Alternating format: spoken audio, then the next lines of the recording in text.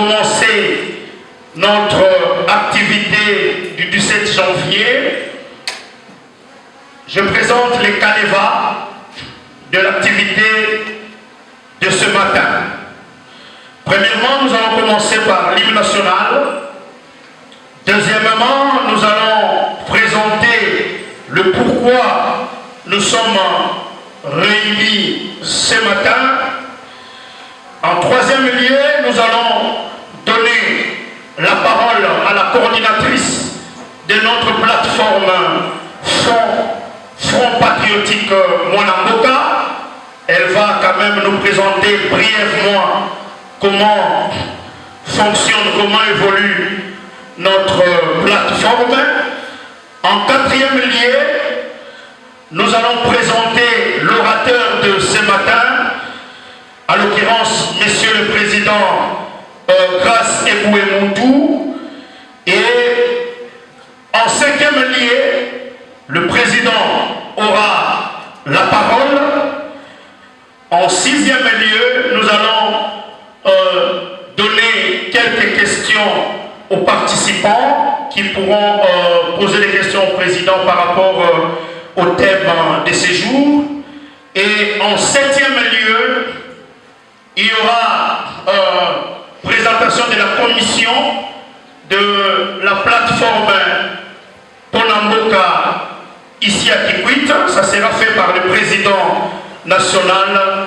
Et en huitième lieu, il y aura l'hymne national pour clôturer. Sans plus tarder, nous demandons avec beaucoup de respect à l'assistance de s'élever pour chanter l'hymne national.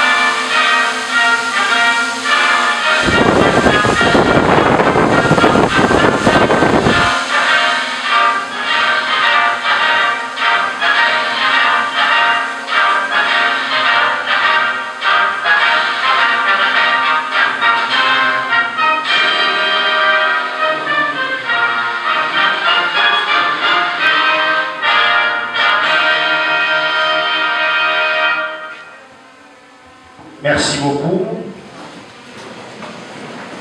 Nous avons eu l'honneur de vous présenter le pourquoi nous sommes réunis ce matin.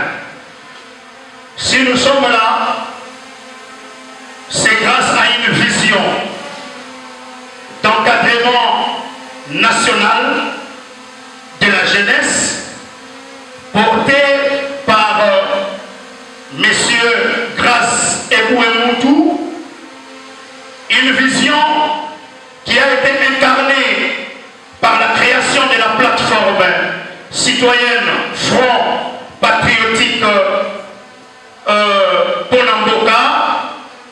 Après avoir parcouru presque toutes les provinces de notre pays, nous avons eu l'honneur de les recevoir ici dans notre province du Kwilu, particulièrement dans la ville de Kikwit, pour organiser, échanger avec nous qui sommes jeunes, éveiller la conscience de tout et chacun de nous au travers un thème qu'il a choisi de bon cœur, l'importance d'un nouveau leadership jeune pour un relancement économique efficace et une paix durable au Kwilu.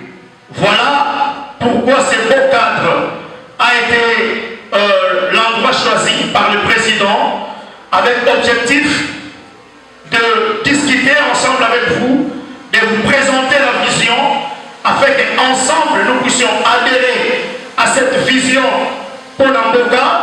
J'aimerais rappeler que Ponamboka est une structure qui regorge en son sein plus de 60 autres structures.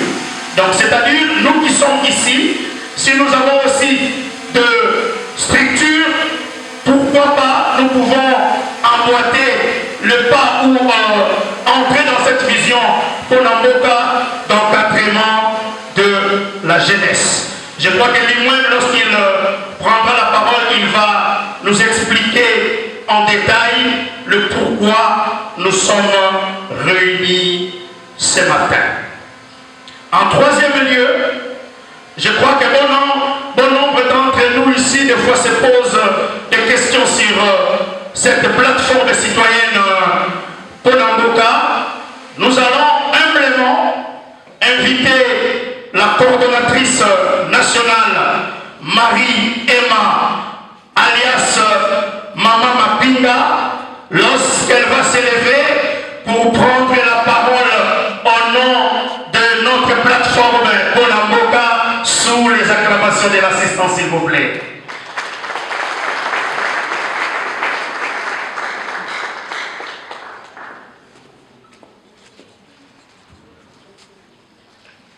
Bonjour à tous. Naoki Binoté. Mbote na beno. Apparemment tout ça bilingue. Mbote na beno. Parmi nous il y a les étudiants, je pense. Camarades oh. Je n'ai rien entendu. Camarades oh.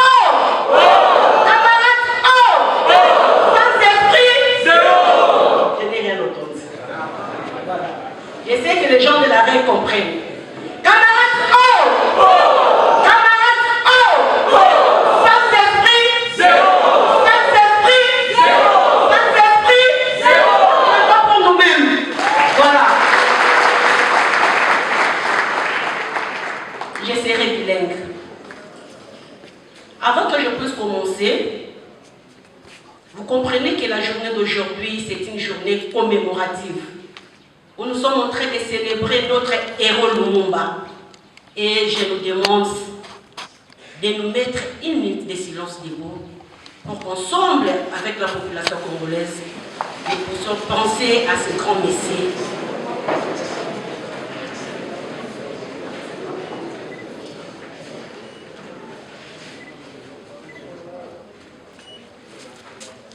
Merci beaucoup. Le Fonds patriotique Mwanamboka ezali parti politique T. Ezali mouvement citoyen oyo esangisi basociation ebele. Tozali lisanga ya basociation ya bilenge ya Congo. Ngai, Madame Marie-Emma qui vous parle, je suis la coordonnatrice du programme de l'autonomisation de la jeune fille et femmes. Je venais d'être sortie au Conseil national de la jeunesse en étant secrétaire exécutive. Alors, lisanga nalikanisi oyo Mwanamboka grâce ebue azwaki andimaki kosala mbela na ba structure ya bilenge ete tosangana tosala oyo biso nyonso lelo tozobenga Front patriotique Ponamboka. Est-ce que tu peux la papa grâce Maboko? C'est un jeune visionnaire, un jeune ambitieux. Azali elenge oyo azana makanisi ebele ya malamu. Ceux qui te pèsent Maboko, comme on dit en français, l'union fait la force. À Kikwiti, nous allons faire les grandes choses. Voilà pourquoi à Lobi Nabiso nous sommes la génération de Néhémie. Alors, il y a une génération, il y a Batou Oyo, Batele Marabango Moroté. Il a dit, je ne peux pas me suffire. C'est mieux pour moi j'attire les autres et que nous avançons ensemble. N'est-ce pas ça? Front patriotique pour Namboka, ezali na objectif ebele, et ça lipe makambu ebele na Congo banda to bandi. Mais je pense pour Nabande kwa Kikwiti, nous avons démarré une histoire qui ne va pas s'arrêter aujourd'hui. To bandi yango lelo elongo na vision claire. Oyo moninga na biso ndeko na biso azui tokomema front patriotique pour Namboka mosika awa na Kikwiti. Qu'est-ce que les fronts patriotiques pensent faire? D'abord, front patriotique à comprendre que lelo na Congo bilenge mingi bazolela likambo oyo ezangi etali chômage. N'est-ce pas ça? Na Congo ekoma otanga te eza nango kaka ndenge moko. Oza jeune, oza licencié, oza docteur, parfois tu peux mourir avec ton diplôme. Otika la tarokota na bureau moko te nakosi. Voilà pourquoi le Front patriotique pour Namboka s'engage pour l'autonomisation des jeunes, que ce soit jeune fille, que ce soit jeune garçon. Voilà pourquoi Ememi Biso Lelo Awana Kikwiti, parce que le président prendra la parole. Azana Makambe Bele Oyo, Tokosala Nabino Elongo na Kikwiti. Jeunesse ezali avenir, jeunesse ezali devenir. Et le développement de Kikwiti ne peut provenir que des jeunes. D'accord? Parce que nous avons une histoire. Nous avons une histoire. Ce qu'on t'a dit, batata, au bazalaki liboso na biso, basali histoire, oh lelo et servi biso de leçons. Autant qu'ils ont eu beaucoup. Est-ce qu'ils ont pensé de faire quelque chose césé? Peut-être je ne pense pas. Mais et permettre biso bilenge, tous à conscience, et qu'ensemble, nous puissions faire notre développement local ici à Kikwiti. Voilà pourquoi les fronts patriotiques, quand il va mettre en place les comités exécutifs, il y a province, surtout Makambo et la formation pratique. Les lobes à diplôme, ils ont suffirté. Au-delà de nos diplômes, il faut ajouter quoi? D'autres connaissances. Il faut ajouter d'autres connaissances. Nous allons mettre à disposition un comité différentes formations autoropées Sabino. Ceux qui toutefois Borozala Biso, Bosenga, président Kobanda Kotinda Biso, et Lomona Bino, Tokoya, Kolakisabino par exemple, comment faire l'installation de l'énergie solaire, Boyebi qui écoute ça dans couranté. Et qui à partir de l'énergie solaire, Boroki Kosalake, Banda Kunyo surtout, ils appellent l'autoliki. Alors pour que tu comme un niveau, on a Egosenga Biso, tout ça la nini, tu apprendre. Nous avons beaucoup à dire, nous avons beaucoup à expliquer. Mais pour le moment, je dois me limiter par là pour gagner du temps. Merci beaucoup. Vous sentez pourquoi ça maman Mapinga? Voilà, merci à madame la coordinatrice, maman Mapinga. Nous voulons maintenant présenter l'orateur du jour. Le visionnaire, celui qui a créé notre plateforme pour Namboka, il s'appelle Monsieur Grace Ebouemoutou. Il est entrepreneur et chef d'entreprise dans le domaine des finances, des investissements et dans l'immobilier. Il est le président, comme je venais de dire, de notre plateforme citoyenne pour Namboka, qui réunit en son sein plusieurs structures de jeunes. Il a fait ses études en droit à l'Université des Transports en Paris. Il a fait le master en finance agricole à Frankfurt School, en Allemagne, dans la ville de Francfort. Il a plus de 10 ans d'expérience dans les affaires et dans le financement de projets. Je crois que derrière lui, il est parmi les rares jeunes ont répondu à l'appel du président de la République en 2018 de rentrer au pays et d'investir dans son pays. Il a assoncié plusieurs entreprises dont la Cohésion Business Group. C'est un cabinet de conseil en investissement et gestion. Il y a aussi Investir en RDC qui est spécialisé en agriculture. Nous croyons que peut-être que le président pourrait nous faire bénéficier de cette grande expérience ici dans les Kouilou. En 2024, il a décidé de se tourner vers sa passion, l'encadrement de la jeunesse de manière effective, c'est-à-dire de manière nationale. Voilà le pourquoi il était au Bas-Congo, à Kinshasa, et voilà, aujourd'hui il a choisi les grands Bandundu. C'est d'ailleurs la raison pour laquelle il a créé cette plateforme Bonamboka, aujourd'hui devenue une grande plateforme avec plusieurs structures et financements, soutien de projets de la jeunesse. C'est dans ces cadres-là que le président, le visionnaire de notre plateforme a voulu organiser cet événement afin d'échanger avec nous sur sa vision, son savoir, partager son savoir-faire avec nous. Le moment est venu, avec beaucoup de respect, nous voulons demander au président national, Messieurs Grace Ebouemoutou, de s'élever et de nous présenter sa vision sur les thèmes de ce matin avec salutation. Si nous pouvons, s'il vous plaît, acclamer, saluer sa présence. Merci beaucoup. Chers leaders, bonjour. Chers grands leaders, bonjour. Je vous présente mes vœux les meilleurs et une bonne année 2026. Grande est ma joie d'être devant vous. Vous n'avez aucune idée de combien je suis heureux d'être là. Vraiment heureux.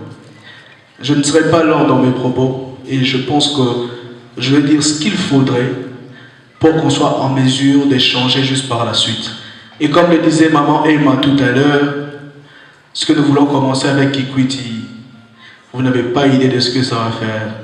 Et je prie le Seigneur que ça arrive jusqu'au bout, sans doute avec vos efforts et votre volonté. Alors, avant d'aller plus loin, je voudrais remercier ici les coordonnateurs, les leaders qui nous ont accueillis et qui ont travaillé sans relâche pour le succès depuis mon avenue jusqu'à présent. Je suis heureux et je vous dis sincèrement, chers leaders, merci pour votre mobilisation et votre engagement.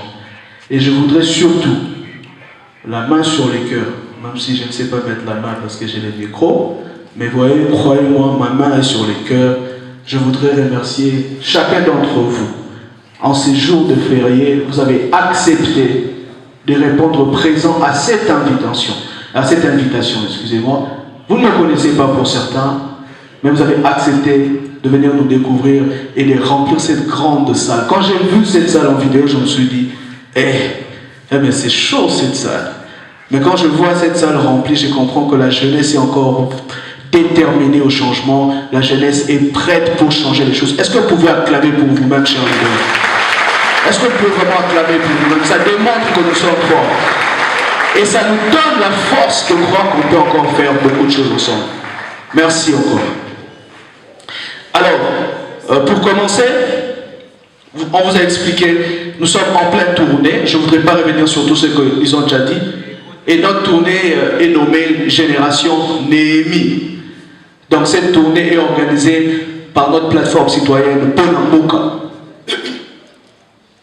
Alors, je voudrais vous expliquer le fond même de cette tournée. Pourquoi cette tournée? Et en même temps, je procéderai par la suite dans les explications de mon message pour vous. Et en dehors de mon message pour vous, je vous parlerai d'un projet économique, socio-économique que nous voulons développer, que nous sommes déjà en train de développer ici à Kikwit et qui va d'ailleurs sans doute d'ici peu avoir ses locaux et commencer à opérer. Et à la fin, je vous dirai 2-3 mots sur ce qui est important en ce qui concerne la nation. Donc je voudrais commencer. On parle de la génération Néhémie. On dit c'est le leader qui s'élève et relève les autres pour bâtir. Cette inspiration m'est venue alors que j'étais en Chine et je regardais comment ils ont construit leur pays. Je réfléchissais sur ça et je me suis rendu compte que en vrai les problèmes ce n'est pas tout ce qu'on peut dire. Les problèmes c'est ailleurs que ça. Dans le livre de Néhémie, je voudrais que nous ne regardions pas le livre de Néhémie dont je vais parler comme dans le côté religieux. Mais je voudrais qu'on prenne le côté historique pour qu'on n'entre pas dans un contexte religieux. Parce que l'histoire nous inspire et l'histoire nous sert tout justement à mieux faire le présent et l'avenir. Nous sommes dans un pays qu'on appelle Juda. Jérusalem est détruit. Et un monsieur Néhémie qui n'habite même pas Juda ou Jérusalem et ailleurs en dehors de cette ville va décider de retourner à Jérusalem pour rebâtir le mur de Jérusalem. Et c'est comme ça que Néhémie se dirige vers ses frères, ses compatriotes. Et il va leur parler de sa vision. Leur dire, allons bâtir. Si vous regardez, pour ceux qui auront le temps, dans le livre de Jérémie, c'est dans le 2e chapitre, je crois, 17 jusqu'au 20e. C'est ce que j'aime, c'est cette partie-là. Il dit, lèvons-nous, bâtissons. Et puis plus loin, il dit, le Dieu de cieux nous donnera du succès. Et dans l'histoire de Néhémie, tout justement, on va voir qu'ils ont réussi leur mission. Et ils ont rebâti cette ville. Et lorsque je regarde ça, je me dis, mais tiens, cette histoire cadre vraiment avec ce que nous sommes en train de vivre maintenant. Parce que lorsqu'on parle de ce temps, lorsqu'on veut regarder les caractéristiques, on voit que ces jeunes n'habitaient même pas dans la région qui était en guerre. Ils étaient dans une zone sécurisée. Mais il a senti la douleur et il s'est engagé d'aller vers eux. La plupart d'entre nous ici, nous ne sommes pas dans les zones qui sont touchées par la guerre au Congo. Goma, Bukavu, Ituri. Certains n'ont d'ailleurs jamais entendu le coup de balle. Comme Néhémie. Mais c'est possible pour nous, puisque c'est notre pays, de sentir le fardeau et de nous impliquer pour l'intérêt national. Il n'est pas ici question de vivre cela ou de voir nos frères mourir pour qu'on sente que c'est une cause nationale. Et mais en deuxième lieu, si nous regardons bien cet homme, nulle part il est écrit qu'il est dans la politique. Il n'était même pas dans le système, dans le régime. Et il n'a pas attendu l'autorisation de qui que ce soit. Mais on montre qu'il s'est levé, il est rentré. Donc, en d'autres termes, il n'a rien attendu, il n'a attendu aucune autorisation de qui que ce soit. Je voudrais vous dire, chers leaders que nous sommes, pour rebâtir ces pays, pour rebâtir le grand Bandundu dans sa gloire ancienne, nous n'avons besoin d'aucune autorisation. Nous avons besoin d'une décision ferme de faire pour accompagner les actions du gouvernement ou les bonnes actions qui mènent au développement. Nous n'avons pas besoin d'avoir un poste. Nous avons besoin de décider parce que c'est la cause nationale, parce que c'est l'intérêt de la nation de nous engager et de faire. Moi qui vous parle, je n'ai aucune fonction politique. Je ne suis même pas dans le système. Mais je peux vous assurer que nous avons contribué fortement dans le développement de ces pays. En tant que conseiller en investissement, nous marchons, nous allons loin pour attirer les investisseurs dans ces pays. On a parlé d'investir, regardez ce qui est notre entreprise et avec laquelle on travaille sur ça. Mais regardez ce qui se passe aujourd'hui. Nous avons un deal RDC-USA qui va ramener autour de 3 000 milliards de dollars américains d'investissement direct étranger. En vrai, c'est un accord qui va apporter un grand succès économique. Mais les profanes, ceux qui ne maîtrisent pas les secteurs économiques, vont politiser la chose et nous faire croire que c'est deal dangereux. Or, si vous allez dans le pays de Golfe, Dubaï, Qatar, tous ces pays, c'est grâce à ces mêmes deals économiques avec les USA qu'ils sont aujourd'hui ce qu'ils sont. Nous envions tous leur pays. Leurs populations sont payées chaque mois. C'est-à-dire, les accords ont été signés par les politiques, mais l'impact a été touché par les populations.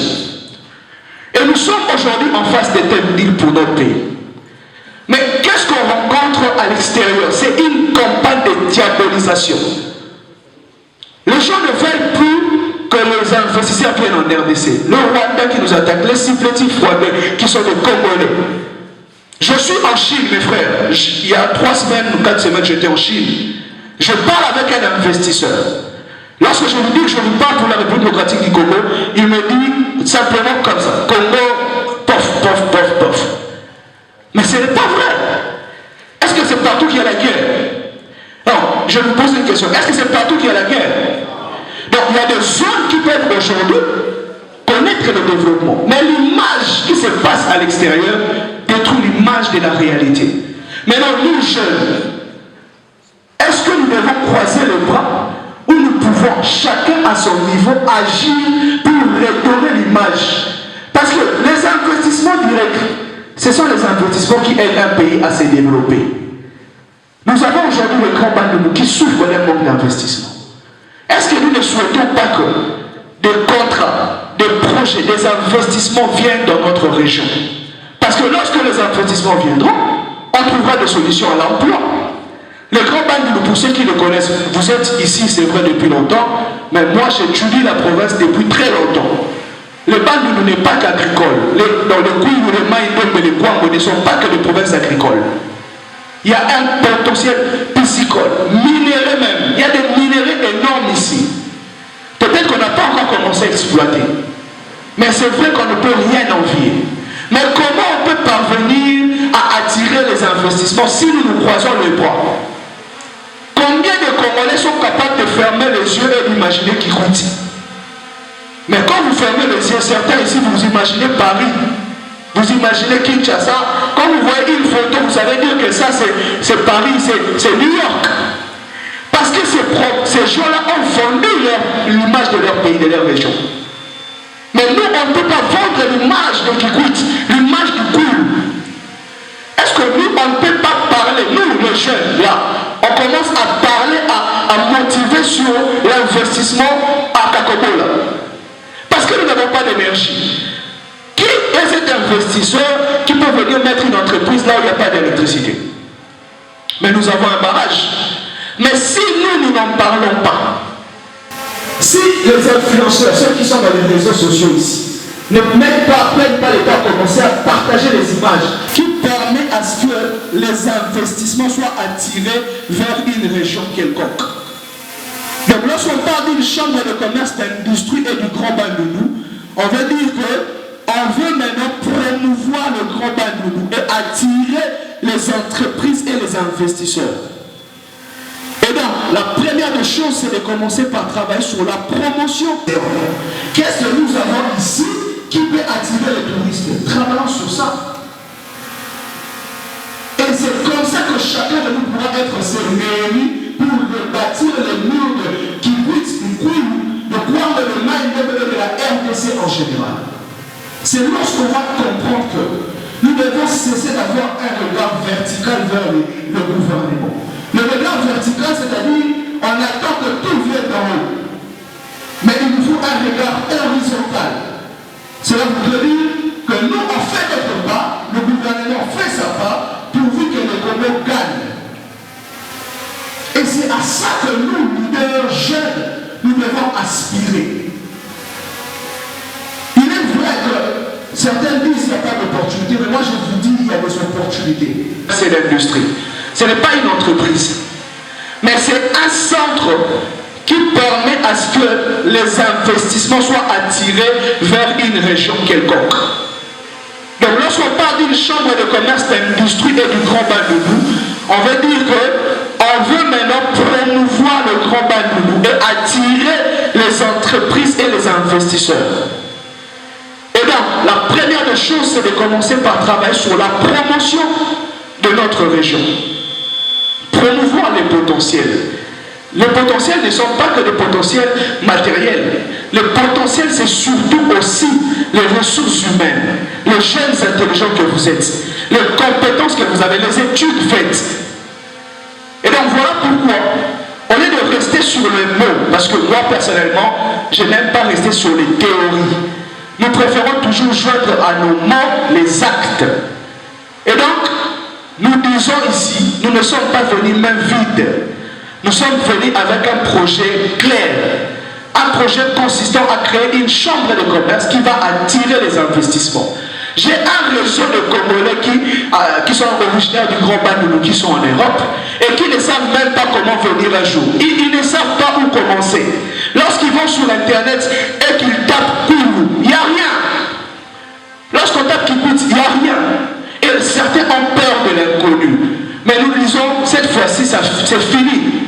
Nous voulons maintenant mettre des informations sur notre région.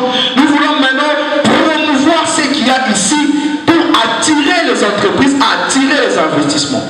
Parce que personne ne peut aimer ce qu'il ne connaît pas. Et donc, si nous restons vides, si nous restons silencieux, lorsque les investissements vont arriver au pays, est-ce que nous serons parmi les provinces ciblées en priorité? Non!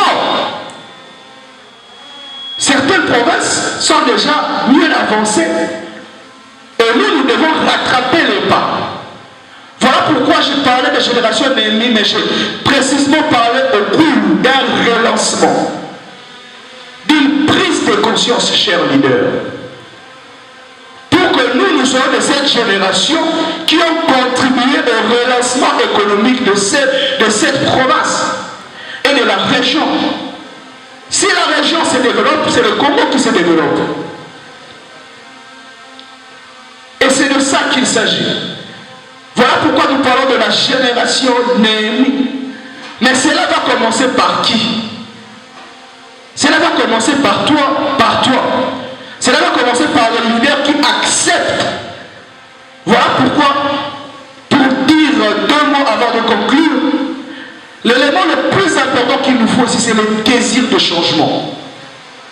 Nous devons désirer le changement. Napoléon Hill, c'est un auteur américain, il a écrit des livres « Réfléchissez et devenez riche ».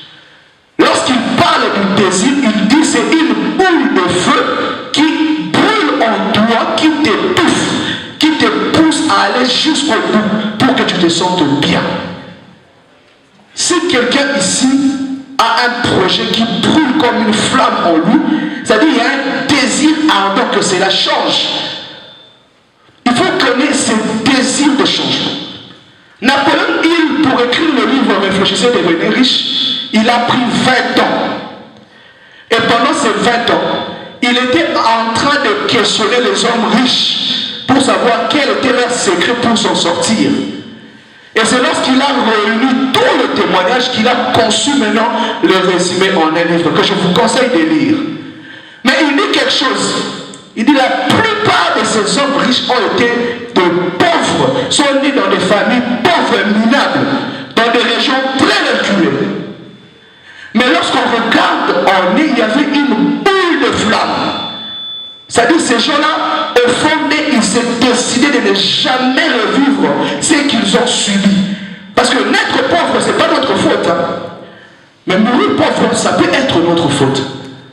Et donc, est-ce que nous avons le désir ardent de changer les choses dans notre région, dans notre village natal? Parce qu'il y a des personnes, lorsqu'on nous dit qu'il y a du feu à Nkara, par exemple, ce n'est pas un problème pour lui. Lorsque sa famille est dans la pauvreté, ce n'est pas un problème. Mais il y a d'autres, lorsqu'il regarde sa mère, lorsqu'il regarde ses frères, il se dit, je dois changer ça. Je dois me battre. Et c'est ça le désir ardent qui active le leader. Si dans cette salle, il y a ceux qui ont des désirs de changer leur région, de changer leur vie, de changer leur communauté, je vous assure que vous êtes des leaders et il faut que cette flamme voie le jour. rejoignez le mouvement qui est mis en place, la vision qui est mise en place. Nous espérons, tant soit peu ou prou, qu'ensemble on va réussir à relever les défis. Et ça, c'est ce qu'il nous faut en premier lieu, le désir. En deuxième lieu, c'est la foi et le courage d'agir. Parce qu'il y en a une chose d'avoir une idée, il y en a une autre d'exécuter ça. Pour venir à Kikwit, ça nous a pris 2 semaines pour préparer ça. Ceux qui ont préparé avec nous le savent. Moi, je suis un fou. Parce qu'en fait, entre la foi et la folie, la différence au niveau de elle. Donc, est-ce que vous avez le courage de réfléchir sur une idée et d'exécuter directement? Combien d'entre vous ont des projets de créer des associations ici, des entreprises ici, ou même de quitter Kikwit pour aller à Lubumbashi, ou aller en France, ou à Kinshasa, et vous avez peur? Et vous réfléchissez encore. Mais vous devez savoir une chose. Lorsqu'on se met à réfléchir, on commence à analyser. À force d'analyser, on finit paralysé. Et c'est ça que vous devez savoir. Et donc moi, je vous invite à avoir le courage d'agir lorsqu'on a une vision. Vous devez avoir le courage d'affronter. J'ai vu un jeu. On n'est pas trop jeune pour faire. On n'est pas trop jeune pour agir. Si vous avez le désir de devenir, je ne sais pas, député provincial, député national, ministre, qui vous voulez, c'est possible. Mais il faut avoir le courage de commencer. Parce que le problème, ce n'est pas de commencer. Le problème, c'est la persévérance en commençant. Parce que lorsqu'on persévère, on n'attend pas, mais on agit en attendant. Est-ce que nous avons le courage? Je vous invite aujourd'hui. Alors que nous-mêmes, comme je vous ai dit, on veut commencer une chambre de commerce ici. Ben, on a besoin de tous ces intellos que vous êtes. Il faut que chacun, certains, dans leur spécialité, soient capables d'accepter de travailler. Et ça implique le courage. Je vais dire à quelqu'un, si tu as des ambitions politiques, n'aie pas peur. Prends le courage de commencer. Prends le courage d'agir. Il ne faut pas que nous, jeunes, nous continuons à être des leviers pour les autres. Aujourd'hui, nous devons décider, nous aussi, de prendre des initiatives. N'ayez pas peur d'échouer ou de ne pas être élu. Parce que c'est exactement comme une personne qui refuse de sortir de sa maison parce qu'il dit que c'est possible que le lion soit dehors. Tant que tu n'as pas vu les lions, ce n'est pas un problème. Et puis l'échec ou la défaite n'est jamais définitif. Donc on ne peut pas déjà anticiper l'échec ou l'humiliation ou la peur de ce que les autres vont dire de nous. La plupart des grandes autorités de notre province sont nées dans des villages. Et vous le savez d'ailleurs, vous le savez. Et ça doit nous inspirer pour dire si lui est parti de là et arrivé là, c'est possible pour moi. Mais le vrai problème c'est, est-ce que nous avons le courage de faire ça? Est-ce que ici quelqu'un croit vraiment que nous, on peut relever le Grand Bain et devenir une grande région dans ce pays? Est-ce qu'on croit à ça? Non, est-ce que notre génération dans cette salle, nous croyons qu'on peut nous initier des actions pour que le Grand Bain devienne une grande région économique de ce pays? Est-ce qu'on y croit? Et c'est exactement ce qu'on... Est-ce qu'on peut encore affirmer pour nous-mêmes, mes frères, mes soeurs? J'ai fait la route de Kinshasa jusqu'à Kikwit. J'ai fait la route de Kinshasa jusqu'à Mwanda. J'ai vu un vide dans cette route Kinshasa Kikwit. Un vide, il n'y a pas de grands cars qui descendent, il n'y a pas de camions qui descendent. Mais on ne peut pas connaître un tel vide en faisant Kinshasa jusqu'à Mwanda. Alors que nous avons tout ce qu'il faut. Donc moi je pense que nous, si on le fait, si on décide, on peut faire de cette route une route remplie de camions qui ramènent des produits à Kinshasa et en dehors de Kinshasa et qui devient une zone très enviée. Et ça nous demande du courage. Et ça nous demande encore une autre chose.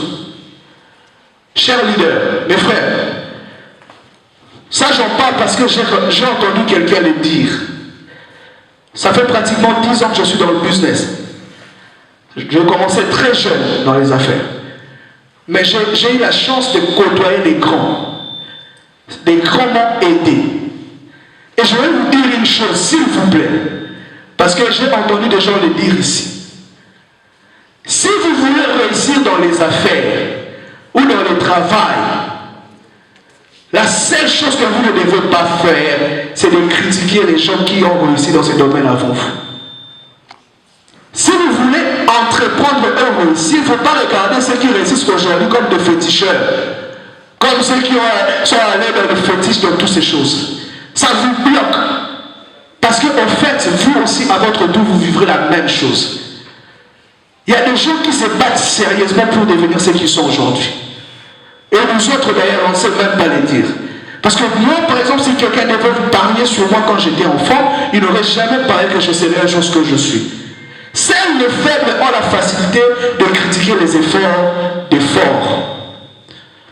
Or, si vous n'êtes pas faible, inspirez-vous de leur succès. Non pas parce que vous copiez le tout, prenez ce qui est essentiel. Parce que lorsque quelqu'un réussit dans la même région que vous, il n'est pas spécial, ça peut être votre cas. Et si vous voulez réussir dans la politique, parce que c'est très important de faire la politique, je vous le dis et j'insiste, mais si vous voulez réussir dans ce domaine, vous devez arrêter de critiquer ceux qui réussissent aujourd'hui dans la politique.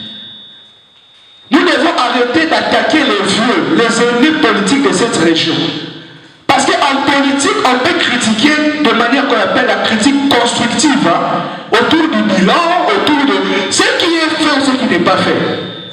Mais critiquer, comme certains me disaient, le vieux baléotique à pouvoir de baver.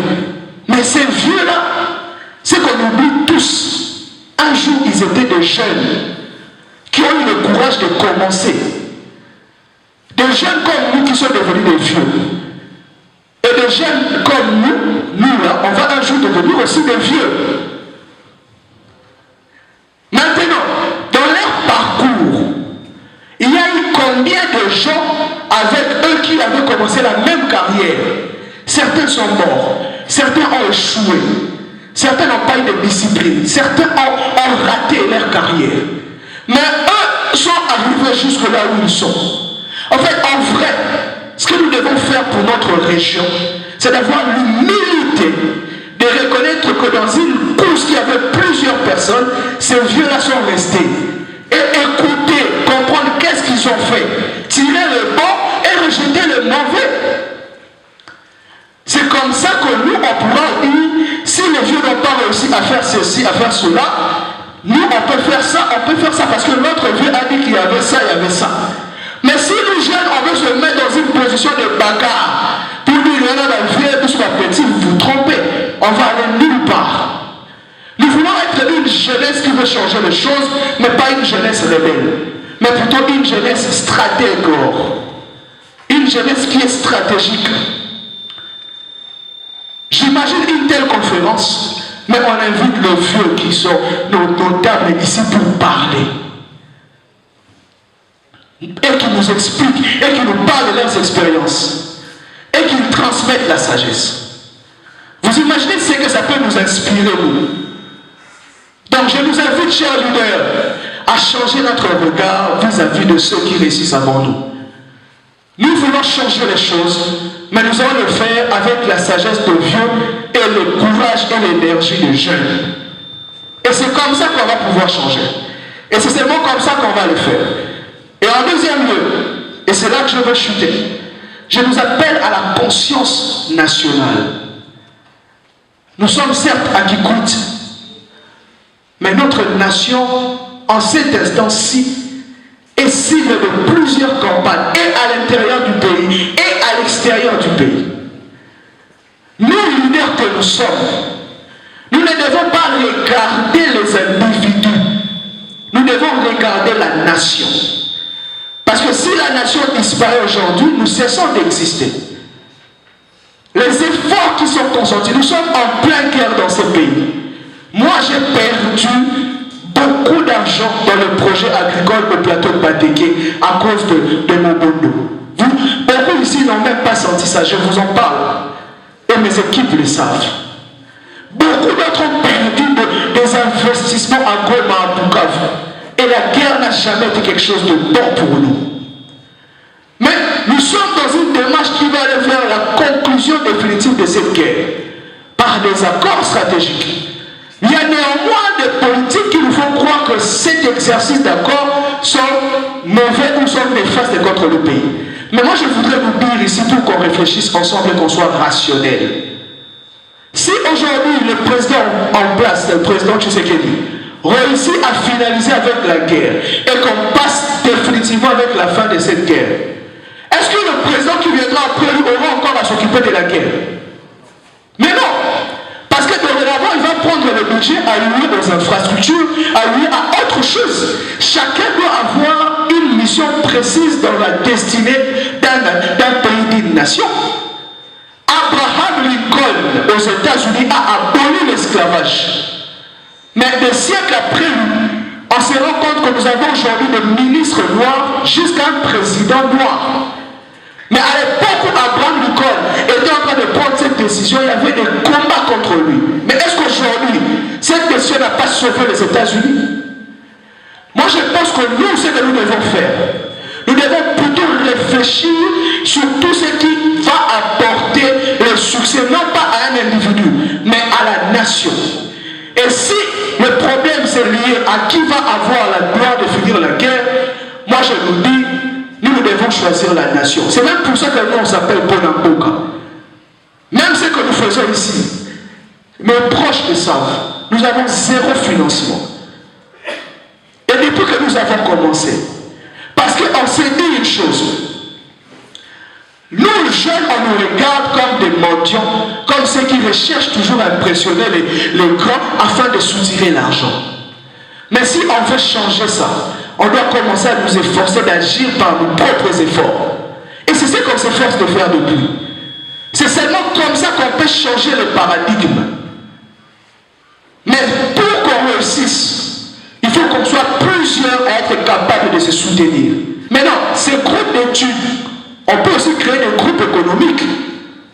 On peut créer des groupes business. Vous voyez que la force est dans l'union. Ces groupes d'études, lorsque vous sortez de l'université, vous pouvez garder ça et transformer ça en groupe business. Et c'est possible de le faire. Mais pourquoi on ne le fait pas? Parce que parfois nous manquons une seule personne qui peut prendre la décision de présenter une vision.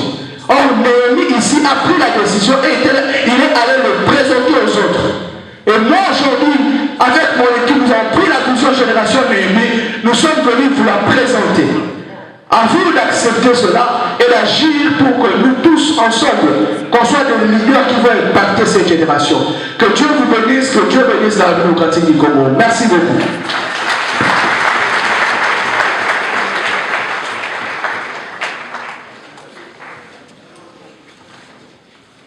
Voilà, nous allons passer au jeu de questions. Je ne sais pas s'il y a des gens qui ont des questions. Nous allons prendre 5 questions dans la foulée. Si vous pouvez lever la main là où vous êtes.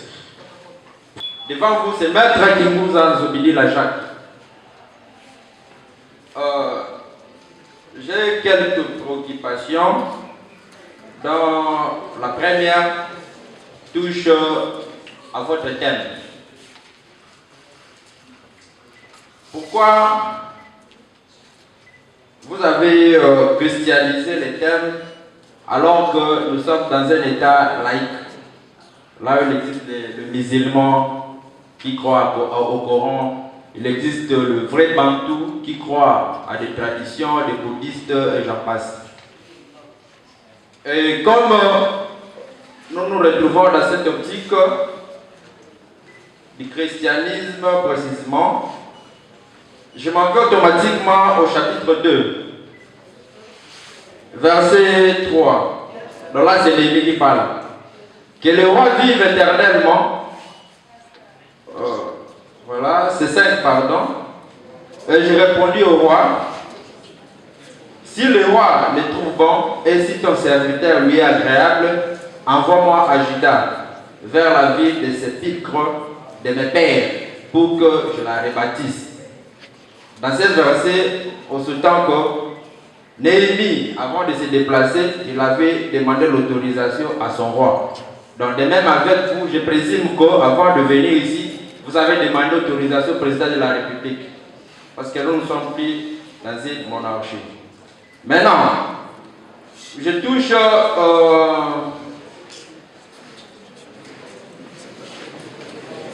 s'il vous plaît, soyez un peu tolérants. Soyez un peu tolérants, s'il vous plaît. Oh, je compte chuter, s'il vous plaît. Bon, je touche automatiquement la structure, donc la dénomination de la structure Ponamboka. Vous avez vu que c'est une plateforme qui regroupe plusieurs d'autres structures. En quoi est-ce qu'elle sera différente des autres structures? Parce que nous avons vu autant de structures venir de la même façon. Je cite le nom de Floribert Azurundi, qui était venu comme activiste, mais au fin de compte, il s'est présenté comme candidat aux élections présidentielles. Et aujourd'hui, il oublie même ses proches, et maintenant, là, il travaille avec le gouvernement en place. Vous dites qu'on a laïcisé les termes. Mais en fait, la laïcité ne veut pas dire... J'arrive tout justement. Nous sommes à l'Ancien Testament, il n'y a pas de christianisme ici. Donc c'est le judaïsme en vrai. Vous voyez? Mais je ne vais pas entrer là, c'est une parenthèse que je vais faire sans ouvrir. Alors, la laïcité n'est pas l'absence de religion. C'est tout justement la capacité d'accepter la cohabitation de toutes les religions. C'est ça un État laïque. C'est différent d'un État islamique par exemple. Donc, choisir un thème. Et d'ailleurs, je l'ai dit, je suis étonné parce que je vous ai signalé qu'on ne prenne pas le contexte religieux de l'histoire, mais qu'on prenne le contexte historique. C'est ce que je dis. Parce que de toutes les manières, même vous, il vous arrive de vous appuyer sur soit des Corans, soit quelque chose dont vous êtes maître dans vos plaidoyers. Je sais que vous réfléchissez à trouver sur quel point réfléchir et raisonner. Je suis d'accord. Vous êtes d'accord avec moi, maître. Donc, ce n'est pas le fait... Je suis chrétien et je l'accepte, mais parce que je suis chrétien que j'ai trouvé cette histoire et qui m'inspire. Mais que je ne partage pas comme dans une église, sinon on va payer les offrandes ici. Mais c'est parce qu'il y a une histoire, et d'ailleurs j'ai commencé à contextualiser avec l'histoire qui est la nôtre. Voilà. Alors, Néné a été envoyé par le roi, moi je suis envoyé par le président. Ça c'est chaud, c'est trop fort et c'est compliqué. Mais écoutez, je n'ai pas dit que j'étais Néhémie d'abord, je m'appelle Grâce. Vous voyez, je suis en train... Il faut que lorsque nous prenons un élément, qu'on ne le sort pas du contexte, maître. Je parle ici de Néhémie qui était en dehors de son pays et qui rentre au son pays. Mais le roi que Néhémie servait, si vous lisez bien, c'était le roi Aexerxès. Ce n'était pas le roi de son pays. Moi, je suis congolais. Vous voyez, il était en dehors de son pays et il demande de retourner dans son pays. Soit dites Sassou Nguesso, soit dites Joao Louetcho par exemple. Mais ce n'est pas le cas. Donc comprenez que vous êtes vraiment sortis de ces contextes-là. Et puis pour finir, nous ne sommes pas différents des autres maîtres. Mais nous avons le droit de continuer à essayer jusqu'à réussir. Parce que ce n'est pas parce qu'on a échoué une fois qu'on doit abandonner. Floribert Azurundi qui est aujourd'hui ministre. Je ne sais pas si vous étiez proche parce que j'entends comme s'il vous a trahi. Je ne connaissais pas sa vision, sa mission. Mais on ne peut pas, parce que l'un n'a pas fait ce qu'il avait promis. Est-ce que vous pouvez me laisser regarder l'interlocuteur, s'il vous plaît? Parce que l'un a trahi, que l'autre ne peut plus faire. Ou donc vous êtes dans un raisonnement analogique.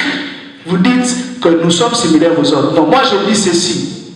S'il y a raison de nous juger, il faut juger sur le fait. Et si, comme citoyen jeune que vous êtes, vous devez prier, dites que ces jeunes-ci ne fassent pas comme les autres. C'est ça qu'on attend aussi. Parce que l'homme est l'homme. Mais la force, c'est dans la collectivité. Vous voyez, si vous pouvez vous dire aujourd'hui qu'on s'engage ensemble, j'ai vu ce que Floribert a fait, ce qui n'a pas marché. Moi, je veux les aider à ne pas être dans ça. Bienvenue, maître. Vous voyez, c'est ça qu'on recherche ici. On n'est pas parfait, on ne dit pas qu'on est prétentieux pour dire qu'on est mieux que les autres. Mais si ensemble on se réunit, on peut faire mieux que les autres. Je vous remercie. Merci. Nous demandons à une dame de ce côté. Comment développer le leadership chez les jeunes. Et deuxièmement, si pourriez-vous nous expliquer les différents éléments clés de leadership. Merci.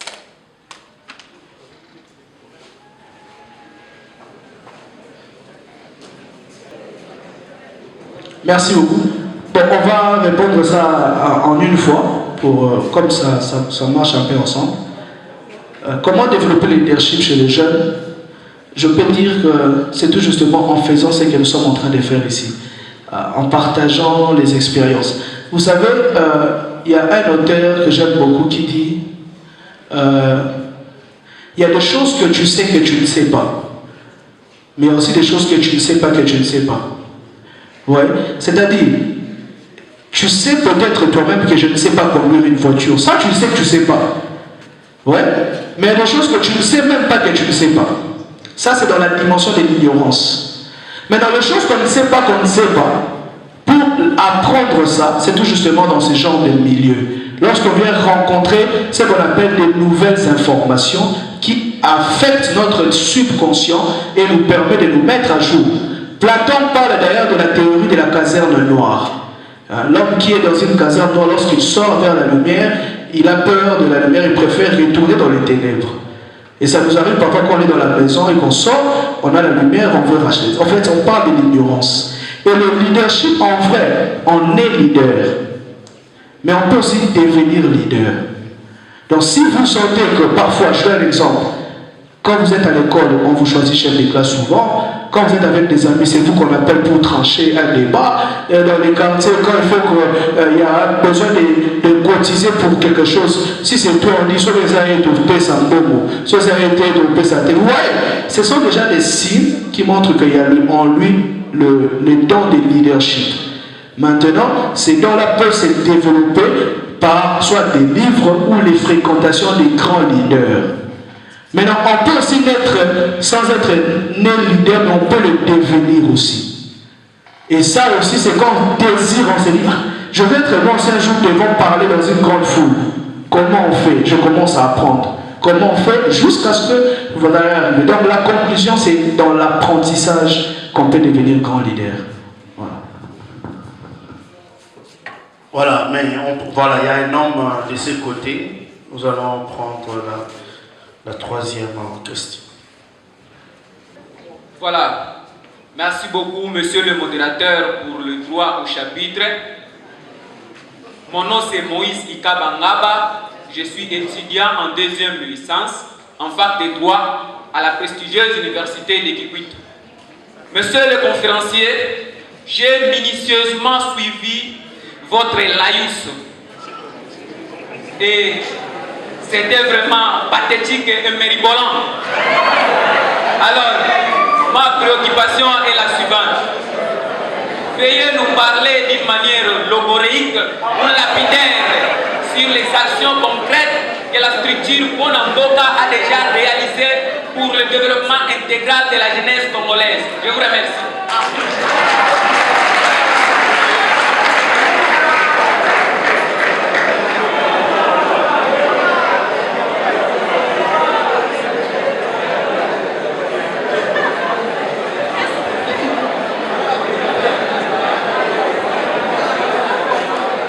Chers camarades, merci beaucoup.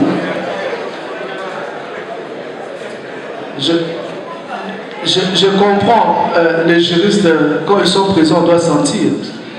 C'est quand même la seule faculté au masculin. Ah, j'ai compris. Ben, quand je vous entendais, je me demandais si vous étiez les neveux de notre honorable, mais j'ai compris que ça va quand même. Vous allez dans le même pas. Je suis intimidé. En fait, c'est une très bonne question. Comme on a dit, le Front patriotique Bonamboka a réuni plusieurs structures en son sein. Et notre principale mission, c'est d'abord d'accompagner ces structures-là dans l'accomplissement de leurs objectifs. C'est d'abord ça notre principale mission. Par exemple, je donne un exemple. Vous avez une structure qui est membre. Vous avez un projet, je ne sais pas, dans l'environnement, dans quel domaine. Vous venez avec ce projet au sein du bureau national, on étudie et on va accompagner ces projets. C'est vous, votre structure, qui resterez devant. Nous, on vient comme un levier. Le cas de Madame Emma, qui est ici la coordonnatrice, elle est membre du front, mais elle a dit ici, elle est présidente du programme d'autonomisation de la jeune femme et de la fille congolaise. Prophète, c'est ça. Elles ont eu un projet, voulu former les jeunes filles dans l'autonomisation. Une formation en pâtisserie et une formation en froid, et mais encore en énergie renouvelable. Elle a sollicité l'appui du front, le front est venu et on a accompagné. Elle n'a pas seulement formé, mais les femmes qui ont été formées en pâtisserie ont reçu des machines, des gaufriers comme on l'appelle, le mixeur.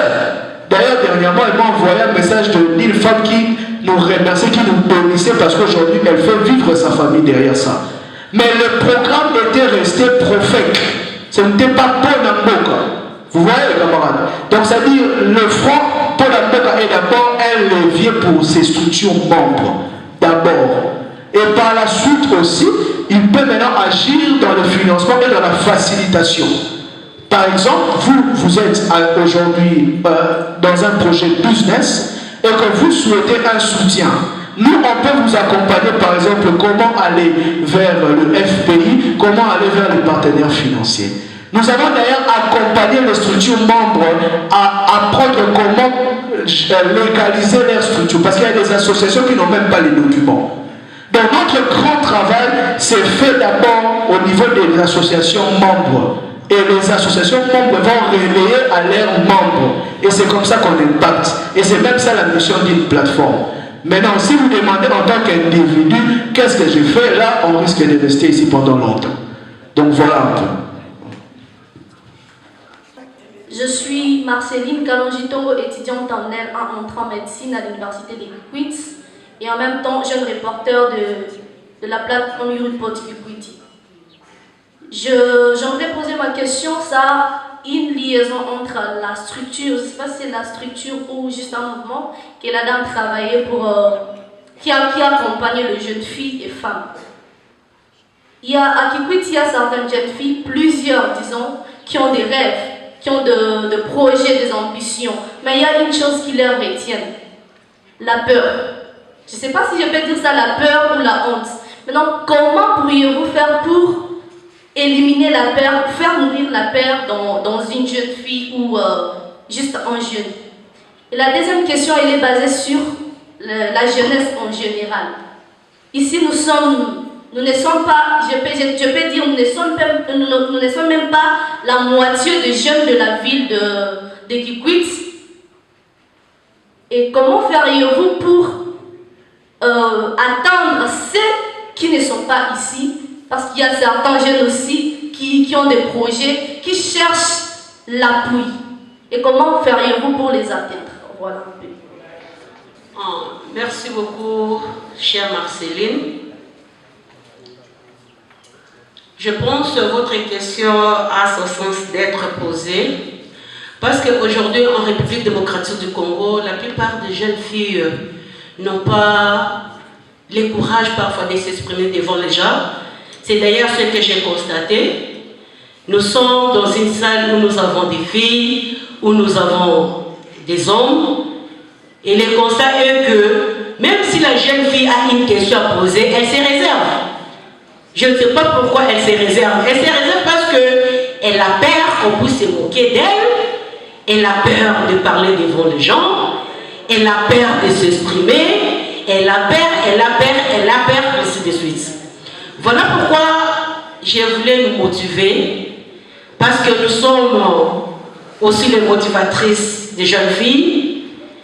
Chères jeunes filles, nous devons tous être conscientes que si nous n'arrivons pas à parler, il n'y aura personne qui va parler à notre place. Les hommes posent leurs problèmes et que nous aussi nous avons nos problèmes particuliers et nous devons nous exprimer.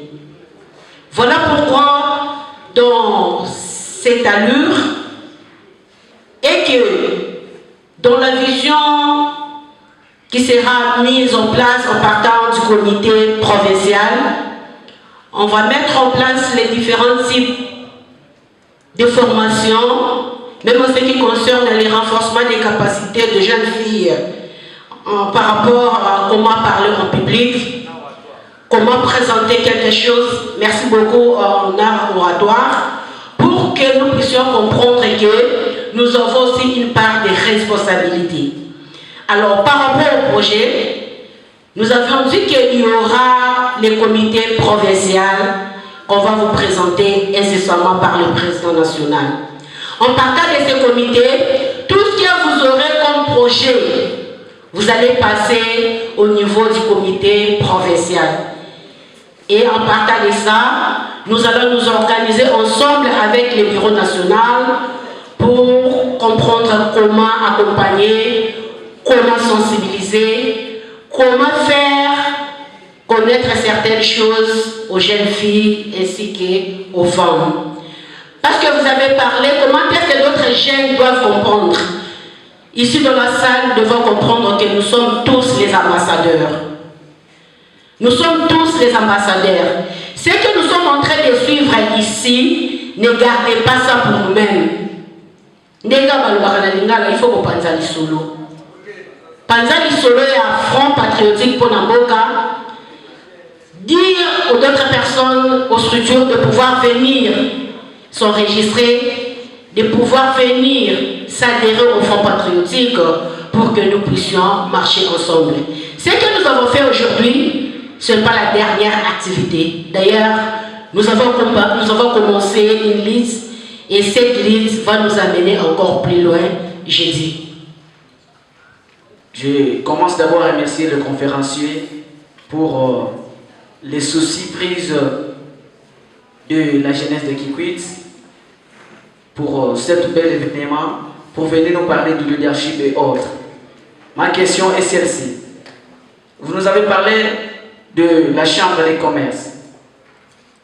J'aimerais savoir quelles sont les différentes attitudes ou les stratégies pourrions-nous appliquer pour attirer les entrepreneurs dans notre pays en général, mais en particulier dans notre province d'Ikwilu.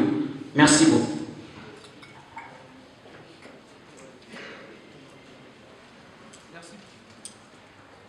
Merci beaucoup, cher Tounda Glody.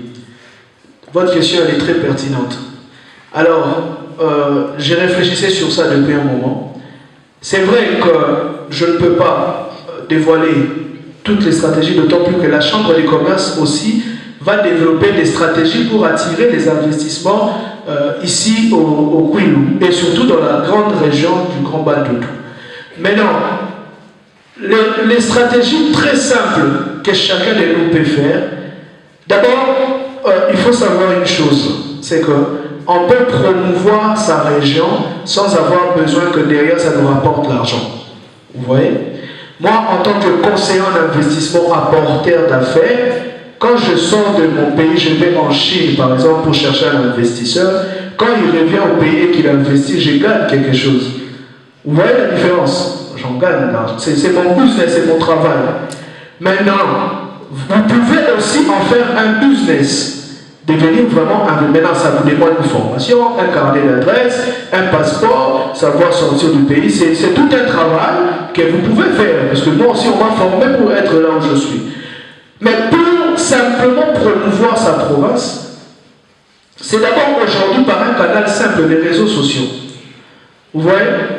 Je me suis renseigné pour voir vraiment qui sont les influenceurs ou les jeunes qui ont des pages visibles, pas au Kwilu, visibles au pays. C'est d'ailleurs pour ça que j'ai parlé avec un ami qui s'appelle Giscard Mido. Je ne sais pas si certains le connaissent ici.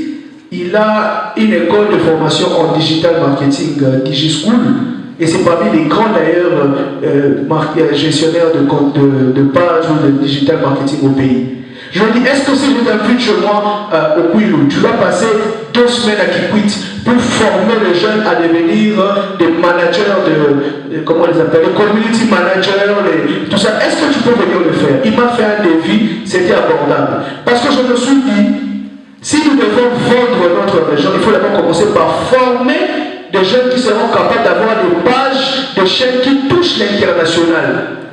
Et c'est comme ça que ça peut commencer à faire voir aux gens qu'est-ce qui se passe. Parce que, regardez, dans ma délégation, j'ai quelqu'un qui n'imaginait pas que Kikwit avait des routes aussi asphaltées.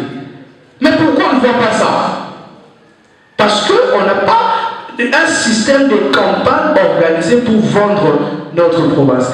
Donc, par les réseaux sociaux, on peut le faire, mais si vous voulez en faire comme nous dans la chambre de commerce, nos cibles sont à l'international. Les investisseurs internationaux, mais encore les Congolais ou même les originaires du Grand Bandundu qui sont à l'extérieur, qu'on va nous attirer pour rentrer investir ici. Donc chacun peut le faire à sa manière, mais je pense que les réseaux sociaux, les médias peuvent déjà vous aider à réussir ça. Maintenant, la chambre de commerce, c'est vrai qu'on va avoir un personnel réduit parce que ce n'est pas une entreprise. Mais la chambre de commerce aura besoin de tout acteur extérieur qui pourra être partenaire, avec qui on pourra travailler pour atteindre des objectifs. Mais on pourra échanger sur ça, même en dehors de ces cadres. Merci beaucoup.